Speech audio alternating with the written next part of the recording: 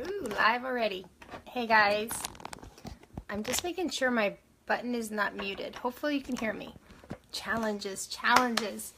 Happy Friday. I'm having my cup of herbal tea because I'm on the Shred 10 and I had to give up caffeine. Some of you that are listening are probably joining me on that 10-day of shredding bad habits. So I'm happy you guys are listening. Hopefully you'll be able to tune in live. If not, watch the recording later. This week's topic was about, hey Michelle, wonderful. So glad to see you. I know you've had a wonderful vacation and wonderful time being present. So I'm happy for you. Good morning. We're talking this week about being either a quitter or a striver. And that was my topic because that question kind of hit me this week. If you're new to our episodes, I'm Maria Ribka from Stress Busters. If you are a first-time watcher, welcome. If you are a veteran watcher, thank you for coming back. I hope that the messages bring you some I don't know, inspiration or some strategies on how to bust the stress. See, it's important for us to keep our stress down. And even while preparing to come on today, I was feeling a stress response because Bernie, my husband, is reorganizing the girls' office. Now, I spent all day yesterday doing that, and he didn't like the way I did it. So he's in there reorganizing. And I felt the stress response come up. And it was so funny because I thought, I'm about to go teach about busting the stress and how to really keep your stress in control, and I am going to kill him.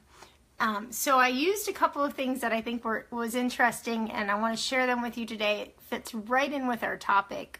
One of the things that actually came from our topic, and that's why sharing your thoughts and comments are so important with the group because you can bless someone else. Laura posted this week that when she feels adversity coming on, thank you. When she feels adversity coming on, she turns it into a game. And that's how she gets past feeling the desire to quit. See, we can quit when we feel adversity come on, or we could strive to work through that adversity. And when I felt the stress coming on about Bernie literally reorganizing everything I did in the girls' office, before wanting to kill him, my teeth were grinding. My teeth were grinding. And when I reflected for a second, I'm like, okay, what should I be doing now in this moment? I remembered what Laura said in our chat this week about turning it into a game. So that's when I made my cup of tea and I sat down in the office with him. And I'm like, this is going to be fun. I changed my thought from being angry and like frustrated to wanting to, okay, well, this is a puzzle. Let's figure out this puzzle. Like we have 4 bookshelves and 2 desks, and I want to make her an art center because she's an amazing artist. So what can I do? I'm going to turn it into a game. And that came from Laura. Laura gave that little piece of advice that she does in her adverse situations, and it actually helped me. So thank you, Laura, for that. That was very, very helpful. And that's why I want to encourage you guys just to throw out your thoughts and just share. And Michelle sharing about being present on her vacation and how she really tuned out. That really reminds us all that it's important to be present. This week's topic was about burying the dreams if you come into an adverse situation. And I've had one this week that kind of threw me for a loop, besides the silliness of the office. And that's why I posted this, because I thought it was really good for us all to think about. Because when we come into an adverse situation where we have conflict, sometimes our brain will go into worry mode, and that worry mode can really rob us of being present and also seeing the solution for the problem. And some people, they give into that worry moment. See, our brain naturally will switch us to worrying and feeling anxious about things, and it will cause that stress response to come up, and it is overwhelming at times. And that's when the dreams that you might have get buried, and you just kind of quit. You kind of give up. Now there's another type of person that learns these strategies and actually implements them. And that's what I want all of us to be. I want us all to be the striver to get through the situation better than before. Okay, I want you to think of a situation that maybe you were challenged in and how you responded to it. Think about that. Yes, procrastination causes stress, but did you know that actually stress is what causes procrastination? Think about that. When you feel the stress of attacking the workload, then you procrastinate it. So you just have to count. Remember our 5, 4, 3, 2, 1 strategy from Mel Robbins? You just got to count and get to work, Michelle. Yeah, exactly. So you're thinking about an adverse situation, something that challenged you. How did you respond? How did you feel? I know when I came into contact with my situation this week, I felt overwhelmed with worry. I was so consumed with what might happen that I stopped. I stopped thinking about what could I do to make something different in the situation. And that's where the striver succeeds and the quitter loses their dreams. Because if you give in to that quitting feeling because you're too overwhelmed to challenge yourself to get through the situation, then you quit. You kind of lose a little more and a little more and a little more. And those dreams kind of go away. And if you can summon the strength to be the person that strives through that, you can actually come on the other end stronger than before. And that's what's important. But how do you do that? You know, you get this bad news or something at work goes terribly wrong. You've been working on a project for a month and the boss says no, or you know, something happens so silly like you spent all day exhausting yourself on the girl's office and your husband wants to redo it anyway. How do you come through that in the moment? Well, you have to remember that that will be natural for you to feel and your brain will think.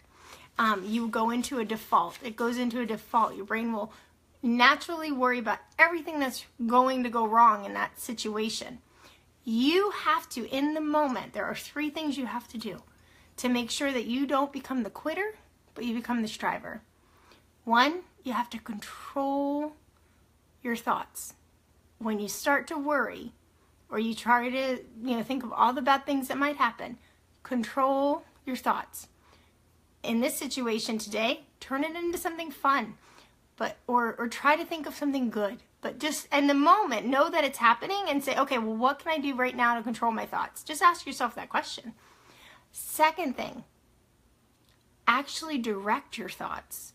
Okay, so get control, know that you're worrying for no reason, and then direct your thoughts somewhere positive or somewhere towards the solution of that adverse situation. I don't want to get into details specifically yet about my adverse situation this week. So I'll use the simple example with Bernie and today cleaning up the office.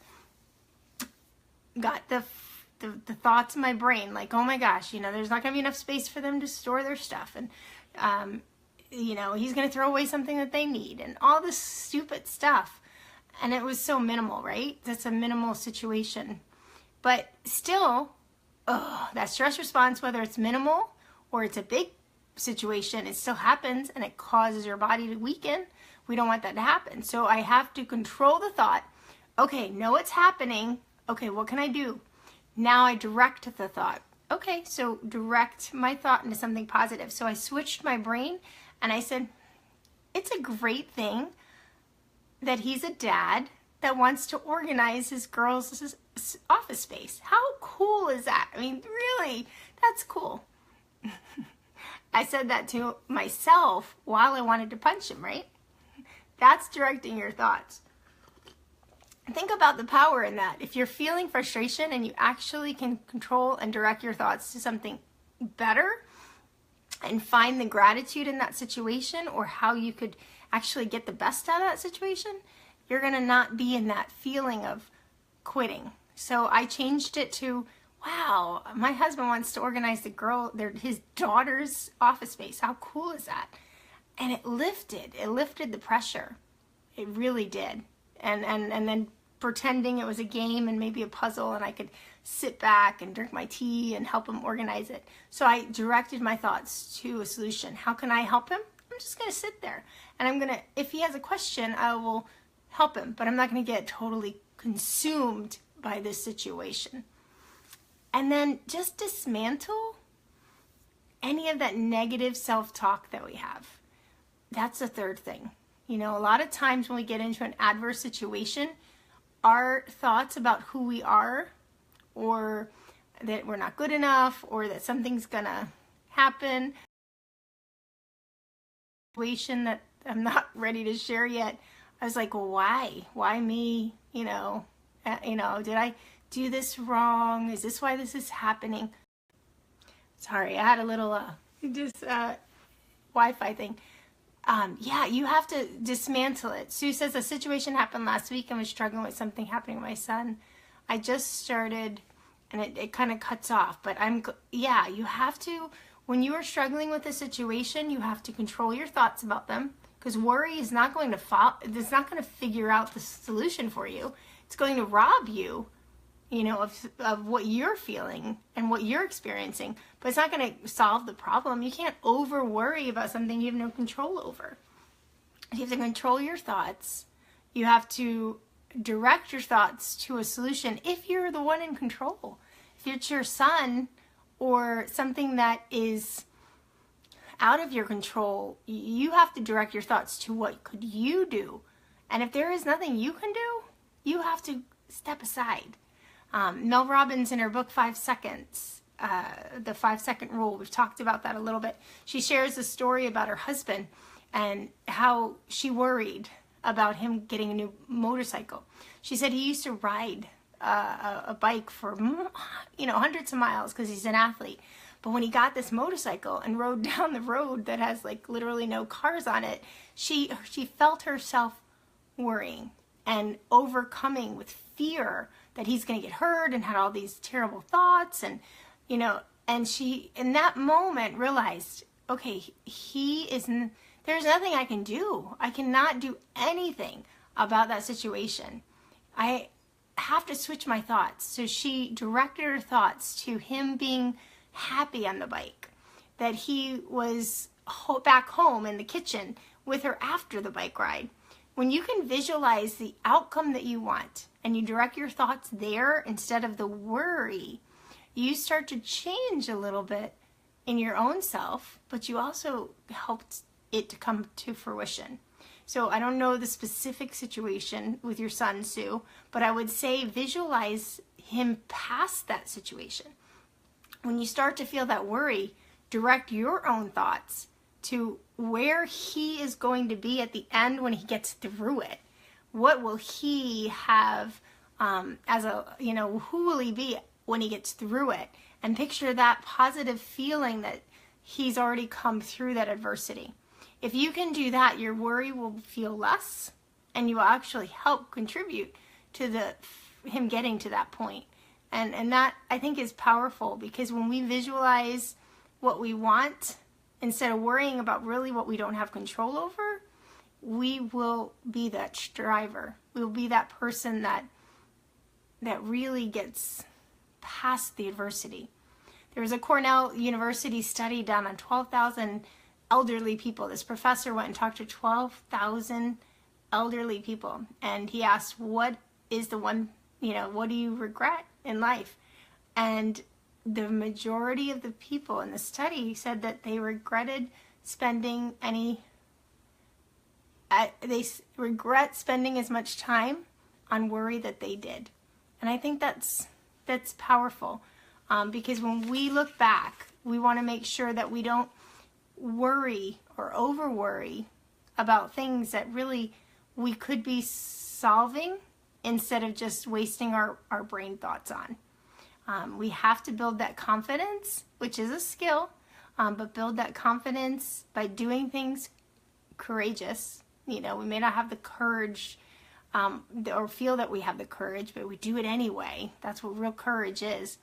And then we really try to have those thoughts that will make us get through the bad situation, because we see ourselves on the other side in a positive light. And that's what the striver does. The quitter just will stop dreaming because they're worried and they don't spend their energy the right way. And we want to make sure. It does. Worry causes a lot of illness, and we have to stop the worry. The worry is only sabotaging our thoughts, and truly we don't have anything we can do to change what's happening. If you ask the question, how can I help in this situation? Your brain might tell you something instead of just thinking, oh my gosh, I think about just the girls like driving to the ice cream store last night with my niece. Worry. I'm like picturing them getting into an accident. Why? Why would I do that? Stop your thought, control it, direct it. So picture them back home with their ice cream, happy and healthy, safe as can be. Do that over and over again and build that strength and skill up. And you actually will start to dismantle that negative thought, and you'll be able to move forward and be that striver. So I know worry is an easy thing. Our brain will go to it because our brain wants to determine in the situation if it's something that it has to help us with. So it'll start to feel worried, and then we want to quit because we are overwhelmed with that worry and all those thoughts that come through our brain. But we're not quitters, people. I know I asked the question if you're a quitter or a striver, but I'm telling you, we're not quitters. We're not. The people in this group are not quitters. They want to have a great, fulfilling life. And you have to control your thought, direct your thought, and make sure you have dismantled. That's a big word, and I want you to picture it. Dismantle the negative self-talk. Picture where you are on the outside of the negative situation. Picture that instead of letting your thoughts be controlled by the worry. And let's all strive to be that instead of the quitter. That's what we want, right? All right, you guys have any questions or comments? I love that we have a couple people on today. And I know you can summon that strength. I have a little voicemail that popped up there, sorry. I know you can summon that strength to be the striver and not the quitter. You guys, if you want to have a little bit more of a boost, BustTheStress.com has a 21-day series, a challenge every day for you to bust your stress. It just comes in your mailbox, doesn't have anything to do with, you don't have to like talk to anybody. You just hear the messages for 21 days straight and maybe just really flood your body with those strategies. And just try remembering that we want to make things in our control better by finding solutions, not by just worrying about them. And if they're not in our control, we just want to visualize what is happening on the outside of that situation, so we are making that come to fruition and not giving into our worry. Hope that's been helpful, guys. If it has, put some comments in or a couple likes. That would be wonderful. I love you guys. Have a great weekend. And if you're shredding, no coffee. Have a good day.